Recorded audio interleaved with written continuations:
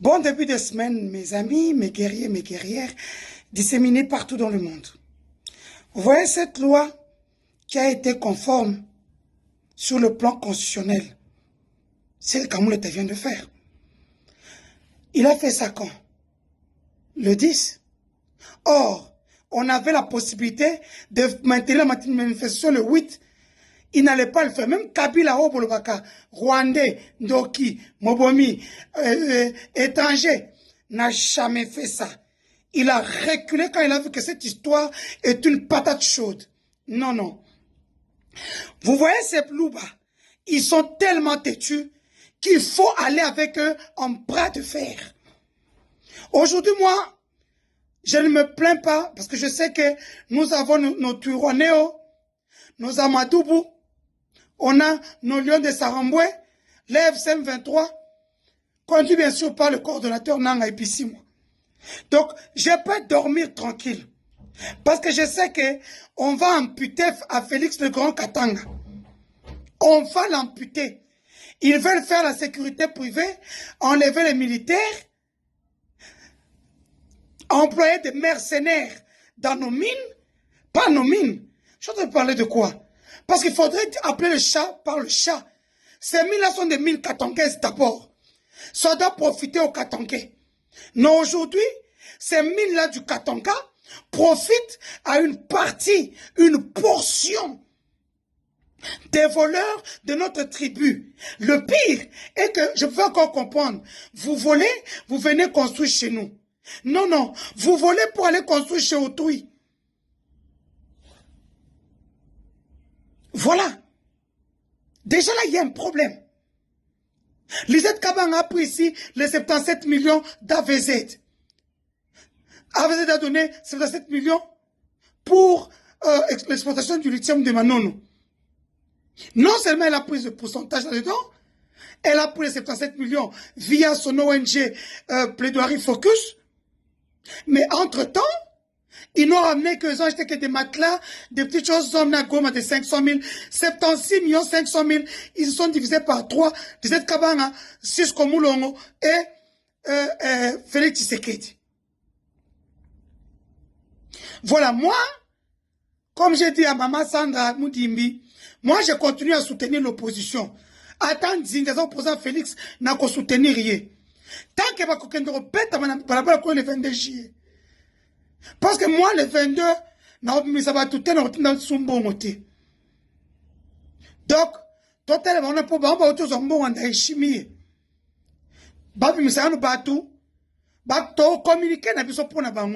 C'est toujours gratuit. Mais on met la main à la poche, tout ça la carane sur terrain. Non. Je reste dans la communication. Je vais aider tant que je peux. Mais envoyer des jeunes et envoyer l'argent, non. Parce que ce qui vient de se passer, c'est que je ne sais pas. Est-ce que vous allez faire les manifestations tous les jours? Ou bien ça sera seulement le 22 pour les coquilles et puis on sera sous le mois prochain. Parce que maintenant, il fallait enchaîner les activités. 3 journées mortes, par exemple. Comme Étienne Tshisekedi le faisait. 3 journées mortes. Les enfants ne vont pas à l'école. C'est un message fort. Faites des stratégies. Voilà. On débute la semaine en beauté. Bonne chance à Constant Moutamba qui va à son procès aujourd'hui. Bonne chance à toi. Cette histoire, c'est l'argent du sang. Les vraies victimes n'ont pas touché l'argent. Ils n'ont eu même pas 2 millions, selon le PCA de Frivao. L'argent a été volé par Tshisekedi. Vous, les communicateurs de Moutamba, vous êtes incapables de pointer du doigt Tshisekedi que c'est un voleur. C'est Tshisekedi, la première dame, le disait Boutimbu. La dame burundaise qui est nièce à Maman Marthe. Pas Maman Marthe, qui est nièce à Étienne Tshisekedi. Parce que la dame que vous avez vue là-haut, qui me la tête privée, celle qui avait la société Zion, elle qui avait bouffé l'argent avec Willy Moucheni, le frère à Jules Linguete. C'est l'une des nièces d'Étienne Tshisekedi. Je vous disais ici que Étienne Tshisekedi a des origines burundaises. Cette fille, alors qu'elle n'a même pas un salaire de 1500 pour fuir le Congo, elle a fui par un jet privé. Elle a eu l'argent où? Surtout que c'est elle qui gérait le compte qui est intitulé Marthe Kassalou, mais c'était le compte de notre nouvelle Akimi, Félix Tshisekedi. À la 7e rue Liberté, Robank. Une banque qui est toujours dans des choses bizarres. Donc, pointez du doigt et Félix Tshisekedi. Si vous ne faites pas ça, donc, vous ne communiquez pas pour Moutamba. Vous lui bouffez son argent pour rien. Vous bouffez l'argent de Moutamba pour rien, il sera condamné. Parce que les 320 millions qui sont sortis ont été dilapidés. Non, 260 millions. Il reste 65 millions qu'on va donner au mois de septembre ici. La dernière tranche, bien sûr. Et l'Ouganda ne donne pas ça comme ça. Parce que l'Ouganda continue d'exploiter nos minerais. Aujourd'hui, c'est le premier pays exportateur de l'or. Ils n'ont même pas une pépite d'or sur leur territoire. Entre-temps, vous êtes en train de pleurer au Johnny Luboya. On a enlevé un gouverneur compétent là où il était pour aller le mettre assistant à la cour pour Rolandra Bachiwewe. Mais qui a cherché la tête de Johnny Luboya? C'est l'Ouganda. Quand Félix est parti il y a 2 mois, avec les Acacia Badoupola, tout ça. Bamaka, on est, le loi, la côte na chambre, le côte na chambre, kuna. Mais c'est là où on lui a demandé la tête de Luboya. Et comme Luboya est de chez lui, il a eu honte. Il a repris ses retraites anticipées à Boaké kuna na cour. C'est ce que vous devrez comprendre. Ce monsieur, donc yo, au côté que là-bas, Ougandais Mboka, Burundais Mboka, Kenya Mboka, il y a un personne qui a écouté BCDC. C'est dans tous ces traités-là. Toi, tu as signé des traités avec des pays.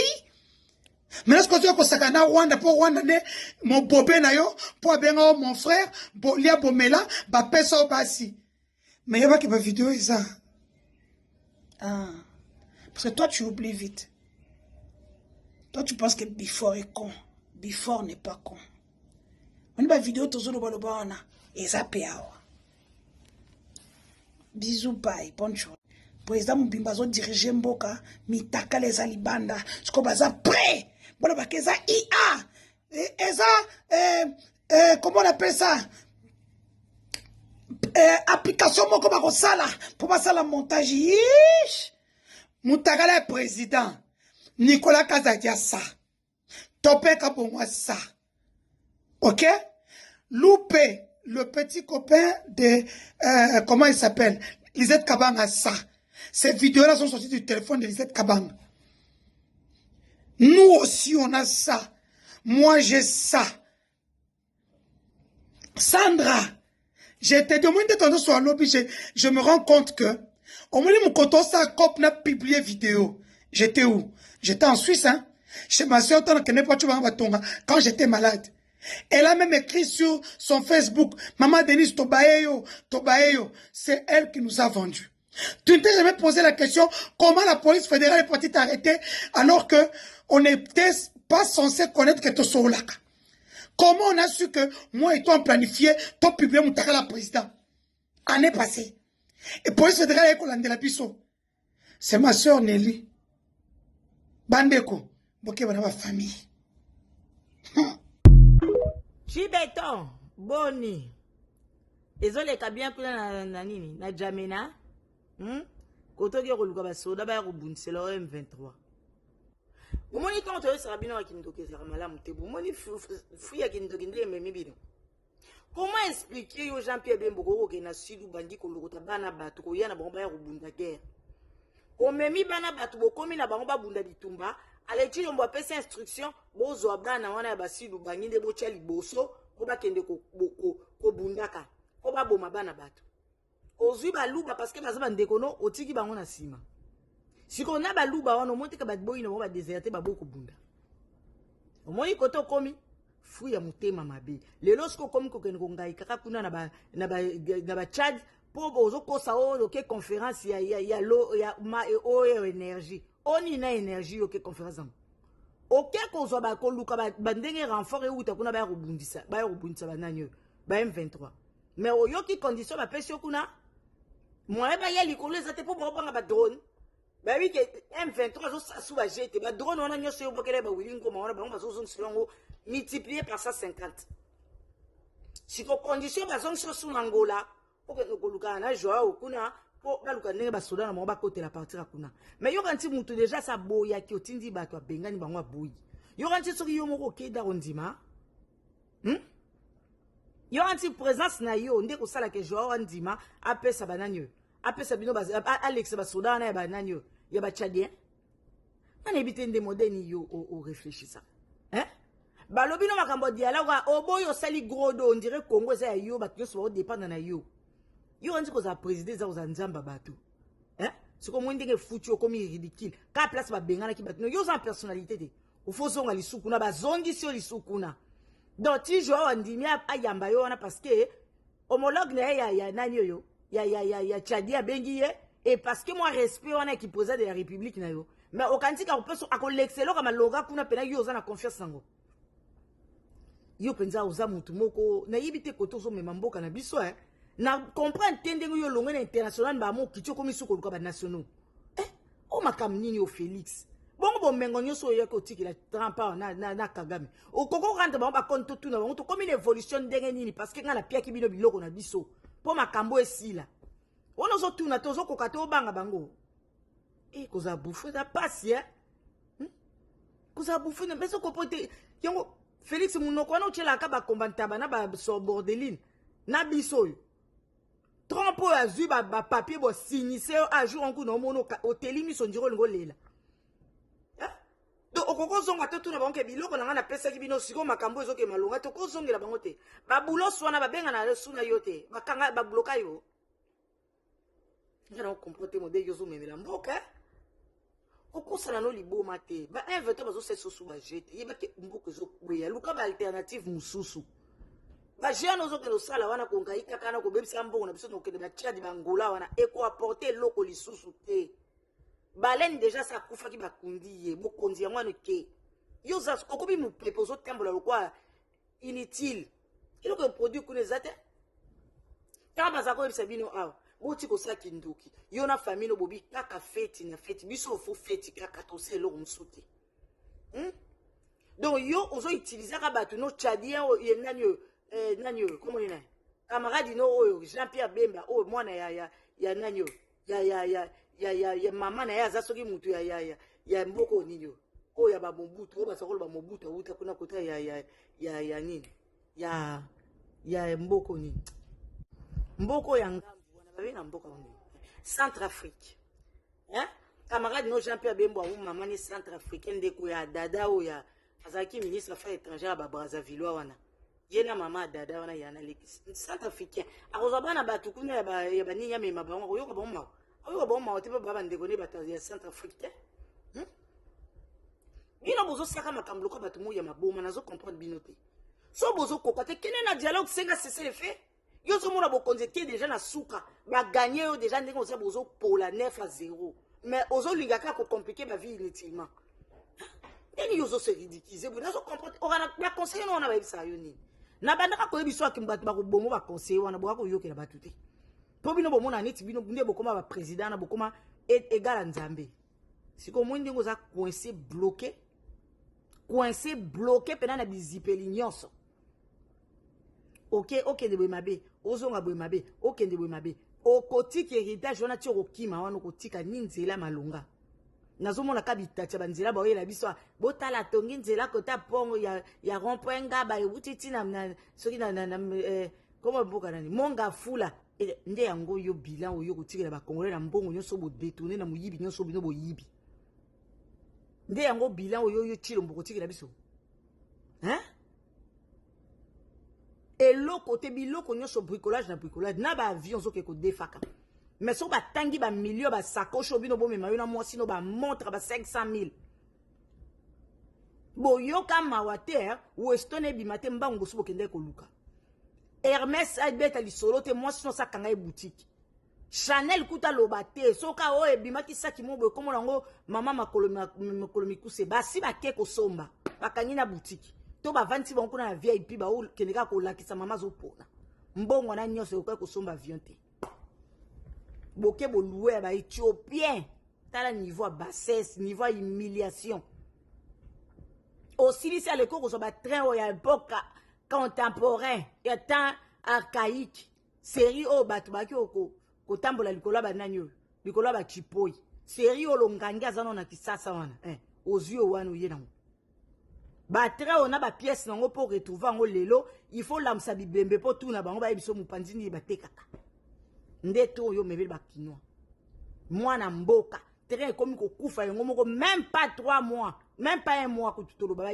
sali soki inauguration soki nini ka lobia nyonso mutema mabe anozo mwati yango ndezo futa yo na yebisi bino musana bino fo repentance bino fo bokende nzamba za koko na bino te nzamba za batu nyonso to za juste aza juste bano bino boluka bobomisa kuna ya nini obokene ko lokota na toi camarade no ya centrafricain ya Jean-Pierre Bembo bobomisa ki bakila wana za bantabate za mabatate ese ba ete ime bano balubo yo akyo protéger lelo bango na baboki minduki babona moko kebunda bango na session mayele yo komo ko luka basoda kuna ba Chad kuna Polex bango na banzela bangola yo kanti lobby manga na okamande yo ko tele mokeso angola kote ba benganela ki obatu na yo otindi gonda awa bazwi mukanda balobi ko yali sute na makamba Felix ale liyo le su lobi olingo kumba no kende su nangola kote ba boye liaki yo siko ba kondima parce que yo kanti yo zanani yo nde okosani yo nde dani jo waza sodat yo monyeta za mulimo neti ya yo osandi olokoti olie aza mutazo réfléchir aza zoba te on neti yo mayele zaka obwa kasori na lidusuni yaka ko rendre ba compte na Trump na Kagame wato pesa ba bineye ba yebisa ki o guerre ko sila ozo ko kolobela bango te ozaka de bouffon boye donc mon ko ba nini wana ba borderline wana osakana na batu na biso kuna malobeza sute o meli nyonso zo ko kasute ozo mema mboka wapi baninga batamayele ba démissionnera so bazo ko kalisute neti yo katani okomi na suko zo tinga makana eloko moko ezo ke mutu ezo yebana te makolo ezo yebana te mutu ezo yebana te makolo ezo yebana te ozo mona mboka lokwa liseki yango zo mona bolokoti musicien mona balabala bo bambie poste olokoti libata rouge moko comme si ministre olokoti mo si mo aki obine la biso akolakisa biso sima o comme si soki mukonzi na société ni do yo zo mona netiko ndengo ozo yana ozo kaba ba poste lokwa mapa compétent te ndengo ozo mutu no wana ya défense wana obo melakane masanga ochaye na nini yo ministre soki ya dini ya défense muta yebi eloko ni abanda wapa suka wapite